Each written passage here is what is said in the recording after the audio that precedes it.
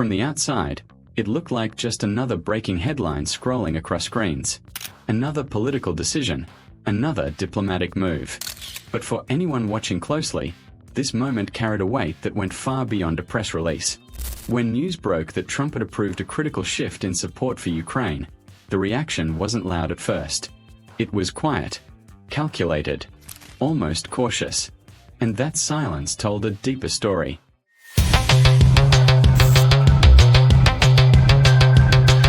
Because sometimes, the most powerful decisions are not the ones announced with fireworks, but the ones that force everyone else to pause and rethink their next move.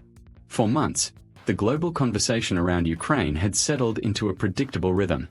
Analysts debated timelines, commentators recycled familiar arguments, and audiences slowly became numb to updates that felt repetitive. But this decision disrupted that rhythm. It reintroduced uncertainty, not chaos, but strategic uncertainty. And in geopolitics, uncertainty is often more unsettling than confrontation. What made this moment different was not just what was given, but what it symbolized. It suggested a shift in posture, a change in tone, and a message aimed not just at Ukraine, but at every power watching from a distance. To understand why this mattered so deeply, you have to step back from the headline itself and look at the psychology behind it. For Ukraine, support has never been only about resources or logistics. It has been about assurance, the sense that they are not standing alone in a long and exhausting struggle. For Russia, and particularly for its leadership, the greatest concern has never been immediate loss, but long-term imbalance. The fear has always been about momentum quietly changing direction, about time no longer working in their favor. Trump's decision landed right in the middle of that psychological battlefield. It wasn't framed as escalation. It wasn't delivered with dramatic language. Instead, it arrived as something more unsettling, a reminder that leverage still exists, and that it can be activated unexpectedly. That is what made it powerful. It reopened questions that many thought were already answered. How far would support go? How flexible was American strategy? And what assumptions might now need to be reconsidered? For Ukraine, the moment carried a mix of relief and responsibility. Relief, because continued backing reinforces morale not just at the leadership level, but among ordinary citizens who have lived with uncertainty for far too long. Responsibility, because every new form of support raises expectations. It signals trust, but also scrutiny. The message was subtle but clear. You are being backed, but the world is watching what you do with that backing. For Moscow, the reaction was more complex. Public responses remained measured, but history shows that restraint often masks calculation. What mattered was not the immediate response, but the internal reassessment likely taking place behind closed doors. Strategies built on predictability suddenly had to account for change. And in long-term planning, even small changes can have outsized effects. This was not about fear in a dramatic sense, but about discomfort, the kind that forces re-evaluation. What makes this moment especially important is how it reflects a broader shift in global geopolitics.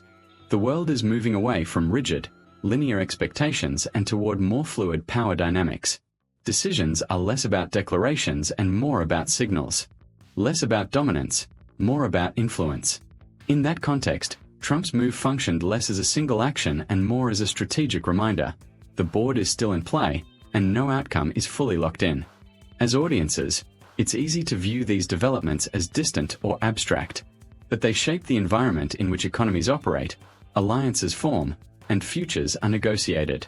Every major geopolitical decision sends ripples outward, affecting trade confidence, regional stability, and even public sentiment far beyond the immediate players. This is why moments like this deserve more than a quick reaction. They deserve understanding. And here's the part that often goes unnoticed. This decision wasn't just about today or tomorrow. It was about shaping the psychological landscape of the months ahead. About influencing expectations before actions are even taken. In that sense, what Ukraine received was not just support, but time to prepare, time to plan, and time to believe that momentum is not fixed. As the world absorbs this development, one thing becomes clear. This story isn't finished. In fact, it may only be entering its most revealing phase. Because when assumptions are challenged and quiet calculations begin, the real consequences don't appear immediately. They unfold slowly, in choices made later, in reactions that seem unrelated at first, and in shifts that only make sense once you look back. And that's where this story is headed next, into the deeper implications of what this decision changes, not on paper, but in the minds of those who now have to respond to it. As the initial reaction faded and the headlines moved on, the real work of interpretation began. Decisions like this don't show their impact instantly. They sink in slowly, forcing policymakers, analysts, and entire governments to quietly re-evaluate their assumptions. What Trump's move really did was change the internal conversations happening behind closed doors. Conversations where tone matters more than statements, and where uncertainty becomes a strategic variable rather than a risk to be avoided. For Ukraine, this shift subtly expanded the range of possible futures. Until now, many choices were framed around limitation. What could realistically be sustained, what compromises might eventually be unavoidable, and how long resilience could hold under pressure. With renewed and recalibrated support, those calculations became less rigid. Options that once felt distant began to feel possible again. Not guaranteed, but reachable. That psychological lift matters more than it appears, because it influences decision-making at every level, from diplomacy to defense planning to public communication. At the same time, this moment forced Ukraine to think carefully about pacing. Support, especially when it carries symbolic weight, creates momentum, but momentum can be fragile if rushed. The smartest moves are rarely the loudest ones. They're measured, deliberate, and timed in ways that maximize long-term advantage rather than short-term reaction. This is where leadership psychology plays a role. Confidence must be balanced with restraint, optimism with discipline. And this balance is exactly what the world began watching more closely after the decision. On the other side, Moscow faced a different kind of challenge. Not a dramatic reversal, not an immediate threat, but a slow erosion of certainty. Strategic planning relies heavily on expectations, about allies, adversaries, and timing. When those expectations shift, even slightly, the cost of miscalculation rises. What Trump's decision introduced was doubt about predictability. And doubt, in geopolitics, forces caution. It compels planners to slow down, to reassess scenarios that once seemed stable. This is where the real tension lives, not in speeches or press conferences, but in adjustments. Quiet reallocations of attention. Subtle changes in messaging. Internal debates about whether current approaches still make sense in a landscape that may no longer behave as expected. These moments rarely make the news, but they shape outcomes far more than public statements ever could.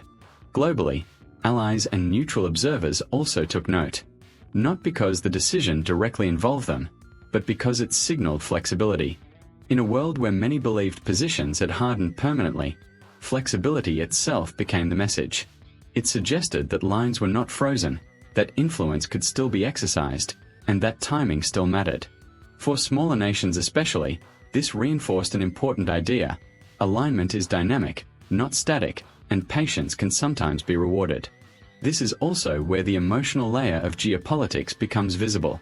Public fatigue with prolonged conflicts is real, and leaders are acutely aware of it.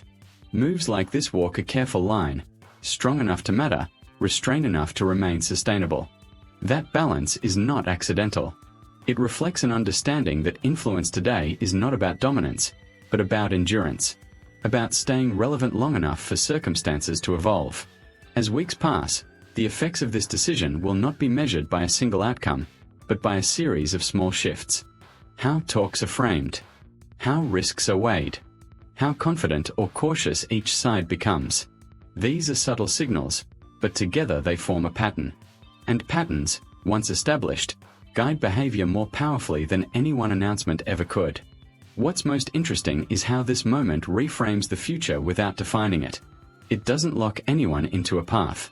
Instead, it opens space for negotiation, for recalibration, for strategic patience. That openness is both an opportunity and a responsibility. It rewards those who can think long-term and penalizes those who mistake momentum for inevitability. And this is why the story doesn't end here.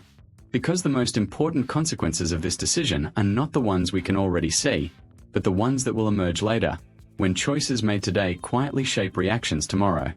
The real test lies ahead, in how each side adapts, and in whether this moment becomes a turning point or simply another chapter in a much longer narrative.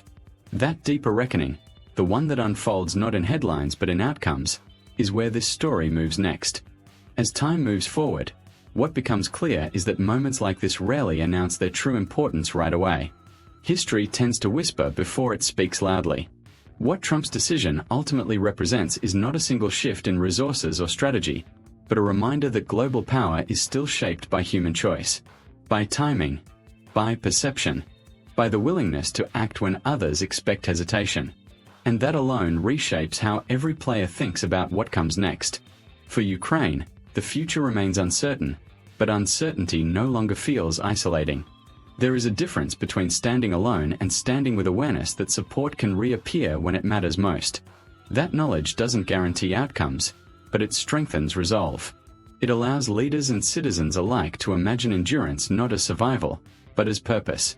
And purpose, once rooted, becomes difficult to break. For Russia, the lesson is quieter but just as significant. Long-term plans rely on the assumption that patterns will repeat. When those patterns break, even slightly, power must be re-evaluated. Not abandoned, not reversed, but questioned. And questioning introduces hesitation. Hesitation slows momentum. In prolonged conflicts, slowing momentum can change everything without ever firing a shot. The wider world, watching from a distance, absorbs these signals too. Nations that once felt forced to choose sides begin to see space for nuance again. Diplomacy regains value. Strategic patience regains meaning. This moment reinforces an idea that often gets lost in the noise, that influence doesn't always come from force, but from timing and credibility. From acting in ways that surprise without destabilizing, and signal without escalating. What makes this story compelling is not fear, but balance. A balance between strength and restraint, action and pause, resolve and reflection. It shows that even in a deeply divided world, decisions can still bend trajectories without shattering stability. That progress doesn't always look dramatic. Sometimes it looks like quiet recalibration, the kind that only becomes obvious in hindsight. For viewers, the deeper takeaway is simple but powerful. Global events are not just shaped by massive systems or inevitable outcomes. They are shaped by moments where someone chooses differently than expected. Those choices ripple outward, influencing not just nations, but narratives. They remind us that the future is rarely fixed. It's negotiated, adjusted, and slowly revealed. As this chapter continues to unfold, one thing is certain: the world is paying closer attention. Not just to what happens next, but to how decisions are made, how signals are sent, and how restraint can sometimes speak louder than force. This awareness changes how power is exercised and how conflicts evolve. And perhaps that is the most meaningful part of this moment. Not the fear it triggered, or the headlines it generated, but the quiet understanding it restored, that history is still being written in real time, and that even now, direction is shaped by choice. That realization doesn't end the story. It opens it. And that's why this moment matters far beyond today.